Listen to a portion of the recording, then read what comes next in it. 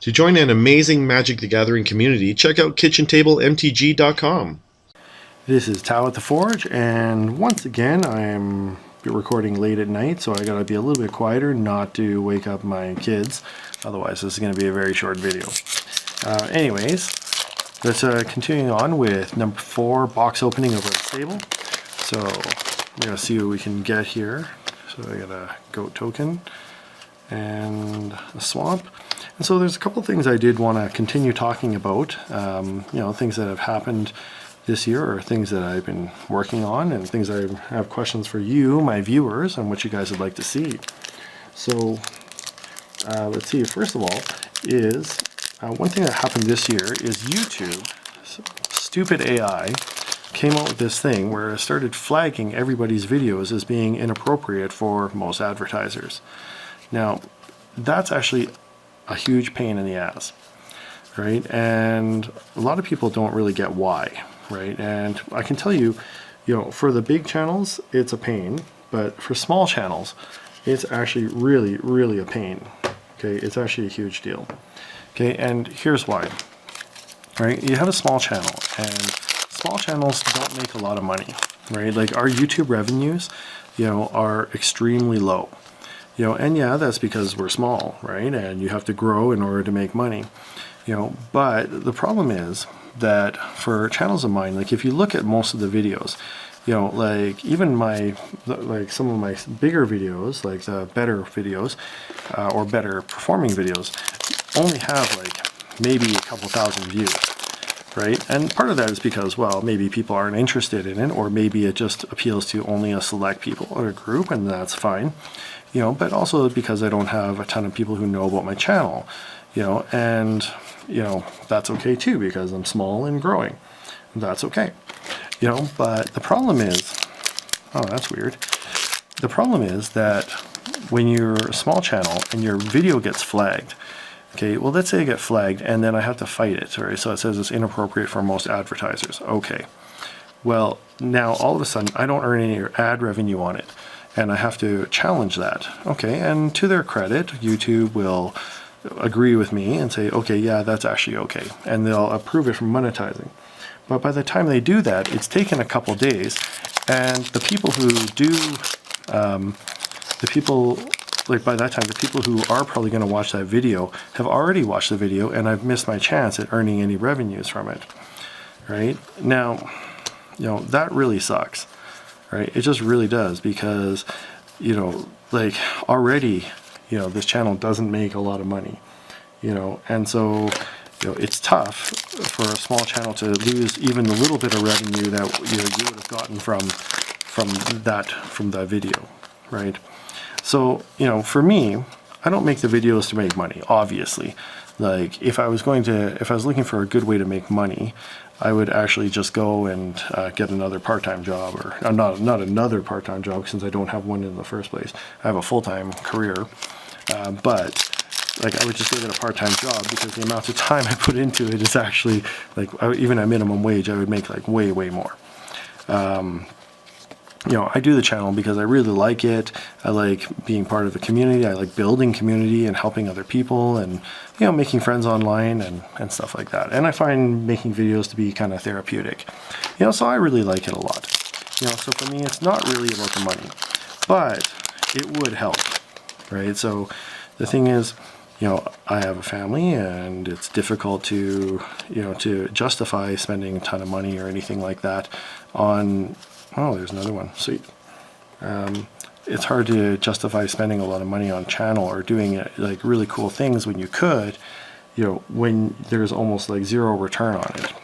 So, it does help. It would go a long way to justify, getting into some really cool things, different types of unboxings or stuff like that, But, as if I'm not getting a lot of it, then that's okay too. I'll keep doing what I'm doing, and, I love the community. I love my subscribers, people that comment on my videos and, support me, even though they don't have to. Those guys are amazing.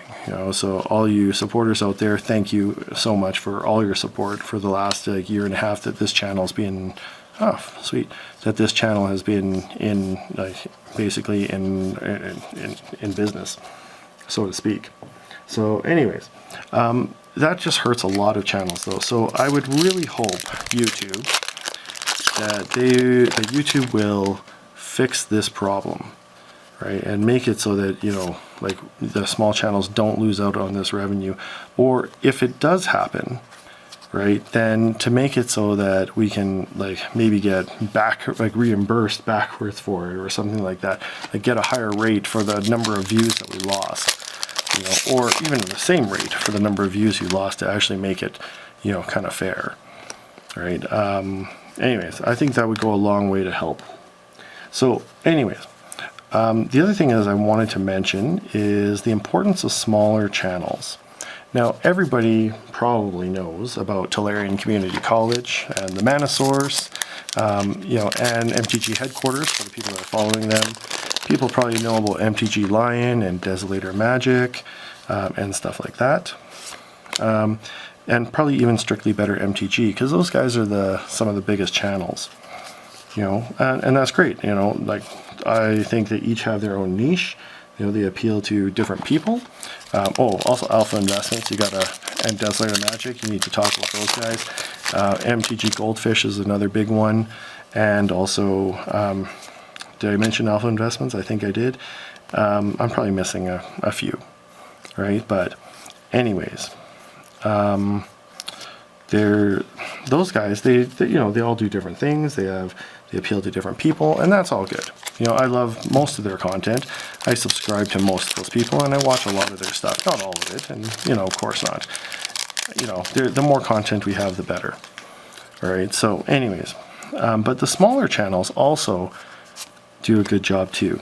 And a lot of times, like, smaller channels have really interesting stuff that they do, like, they might play just Pauper, or they just use certain types of brews, or they focus just on Cube or something like that. Kind of like my channel, where I mainly focus on new players.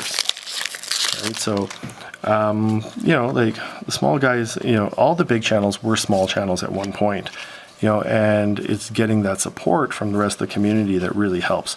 So I'd encourage you guys to really kind of get involved with those small channels and try and support them as best you can. That doesn't mean sending them large amounts of cash, although I'm sure they'd appreciate it. I would, but that's not really what I mean. I mean, like, go out there, talk about them, spread the word, and and participate. Oh, cool! Very cryptic command. Spread the word about them. Let other people know about, the cool things you may have seen on those channels. There's ways to help those channels thrive without giving them money directly. Like, for instance, one thing you can do is just go and like a video on there. Add them to a playlist or something like that. Add a comment. And one of the cool things about these small channels is that, like, if you leave a message for Brian at the professor at Tolarian Community College, he probably gets so many comments, he can't respond to them all. But if you notice, if you contact someone on a smaller channel, like, they're almost certain to respond. And you can very often get good advice, or get some information or something from them, easier than you could, from a large channel, because, they're just on a smaller scale, and so they can actually respond to those. Plus, also, leaving a comment on those channels, helps to improve their engagement and makes it so those channels can thrive more, because YouTube's algorithm will detect them as being more active, and then they will come up more in search results. Right? So, anyways, that's one thing I'd recommend. I'd also like to give out a shout out to some of the smaller channels that I also like. I'm not affiliated or sponsored by any of these channels, but I do like them, and I think that they're doing great work. So some of them are, one of them, the first one I have to talk about, and I give a shout out to them at the opener of most of my videos, is kitchentablemtg.com. They're not a channel. Instead, they're a forum for developers and brewers. And I think that they're really, really great. They've been super supportive of my channel. They've left tons of comments on my video. They've promoted my videos and stuff like that, and for really nothing. Like, I haven't done anything to help them. well, besides like, be a part of their community, but, it's not like they're, oh, that's so awesome. That's actually pretty wicked. It has infinite power. All right. Anyways, I haven't done anything really to deserve like any help at all from them, but they've actually gone out of their way to support me in a lot of ways. And so for that, I am truly, truly appreciative. And, I think that they deserve, all the help all the support and promotion they can get. So kitchentablemtg.com. All right, some other ones is like Bob Gar the Warbarian. He primarily does like budget brews and popper play. He is mostly gameplay videos, and he's actually quite a character. So I really like that small channel.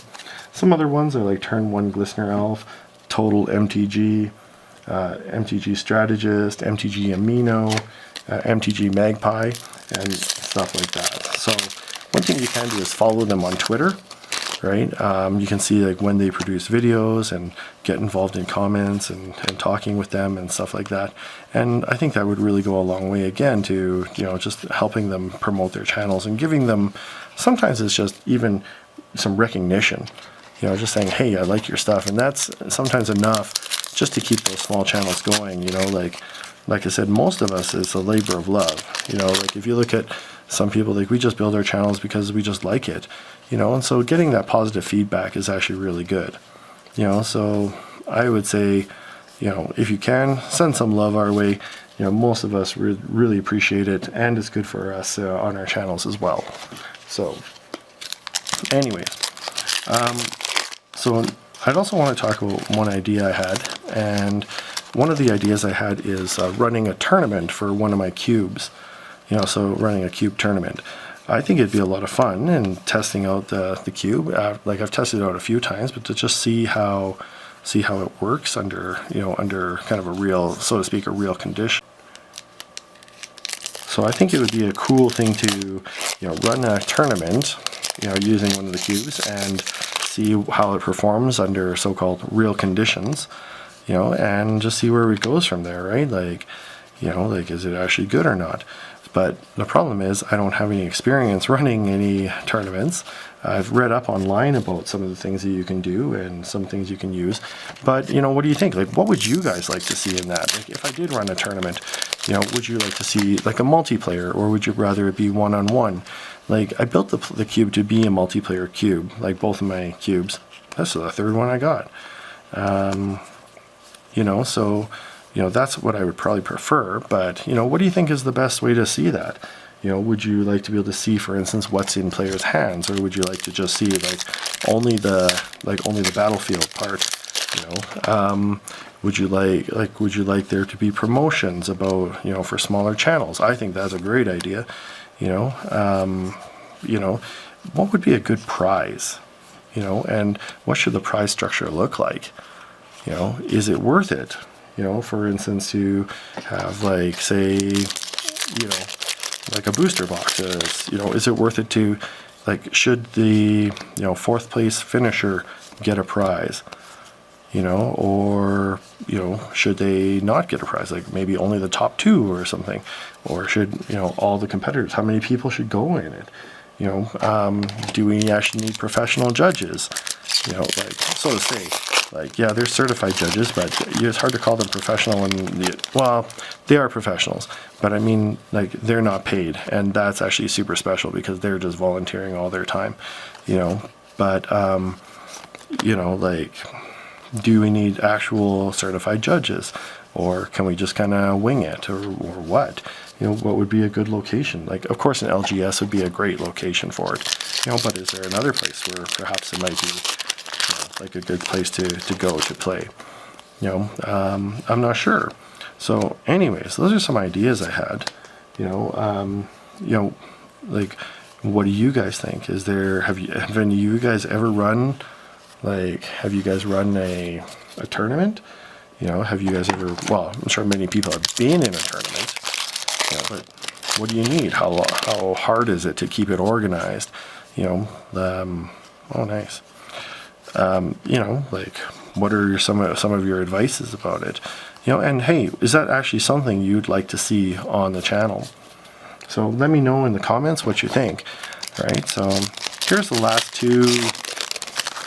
two packs here. Construct, Mountain. All right, so yeah, I think these are, this is going to be a really fun set, to play. I just want to say I look forward to spending a lot more time with you guys in 2018. Let me know what kind of videos you would like to see and what you'd enjoy. Nice. Anyways, I wish you guys prosperity in the new year. Thanks for watching, and I'll see you next time.